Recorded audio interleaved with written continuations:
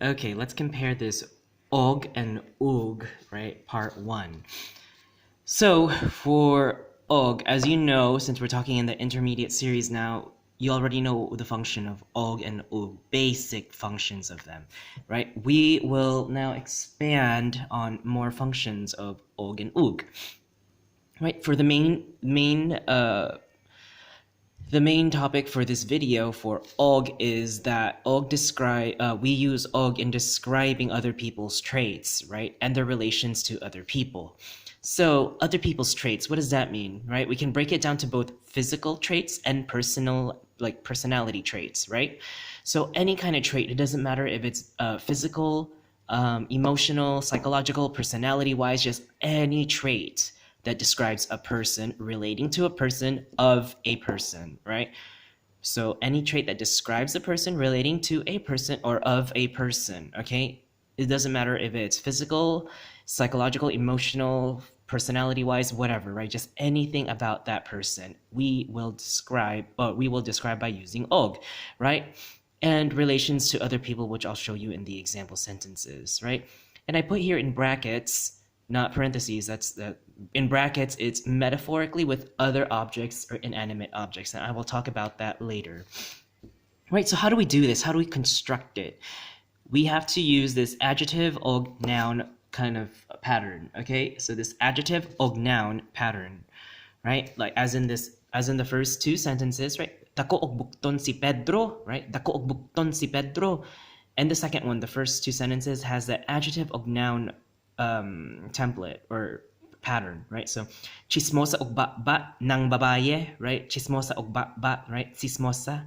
So right, we have this adjective, right? Dako og bukton si Pedro. So it's more like Pedro has big arms, okay? And then chismosa og ba, right? So we have the adjective here and the noun, which is ba, right? Ng babaye. Well, what about relations to other people? Well, it's on the third sentence here, ig-agaw og reyna, right? Ig-agaw og reyna. That's describing the relations to other people, right? Or in this case, I guess it's a relation to this queen, okay? A queen, right? Relations of people holding titles, per se, okay? So this person's the cousin of the queen, right? Cousin of the queen. And then metaphorically with other objects or inanimate objects. Now, in literature, sometimes people like to use the perspective of an inanimate object or other non-human objects, right? Like animals.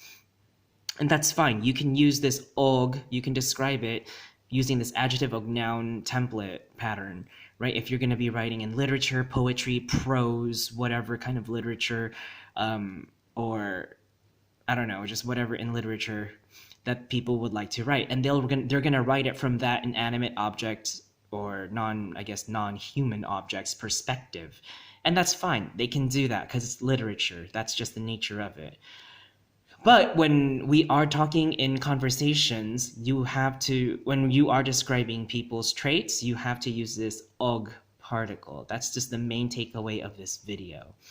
Right? And then we have ug. So down here, ug, you already know the basics of ug, right? We talk about ug with translation of and, okay? But ug also has these rare functions of translating to if or when or whether, okay? And these example sentences will show that. Now keep in mind, because these examples are rare, they're not really going to be heard of much in conversation. However, they do exist, so you do need to be mindful about these translations as well. The most common translation of ug is just and. It's that conjunction and. But again, depending on the circumstance and the situation or the context of the conversation, ug can also translate into if or when or whether, okay? So the first sentence I have is ug ako panimo, blah, blah, blah, blah, blah, blah. If I were you, blah, blah, blah, blah, blah, right? If I were you, blah, blah, blah, blah. See, so it has that meaning, that translation to it. The second sentence is, pahibal ako ug maabot siya. Okay, notify me whether or if or when he or she or it arrives. Okay, notify me if he, she, or it arrives. Notify me whether he, she, or it arrives. Notify me when he, she, or it arrives. See how it translates into that if, whether, or when. Third sentence, pangutana lang og moabot ba ang abyon ugma. So just ask whether the plane is gonna arrive tomorrow. Just ask if the plane is going to arrive tomorrow. So it has that translation to it, ug. And the last one, bisan pritohon ug tulahon, parehas lang sila kanako. Whether it's fried or stewed, they're both the same to me, right? So it has that other meaning of or, okay? They're both the same to me. Whether it's fried or stew, even if it's fried or stew, right? Or, it has that meaning or. Now, we know that this or can be translated as o, right? O. But before the ug is a much more, I should say, ug is a much more indigenous form of or instead of o. Why? Because o is a borrowed Spanish word during colonial times. So o exists and ug exists, right?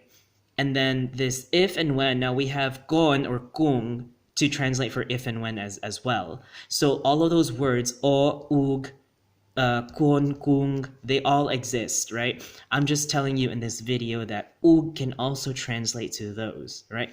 Now just keep in mind though, ug has that main translation of and, but just again, remember that it can also translate into those words if it's used in those contexts. So just be mindful about that because you could run across those one day.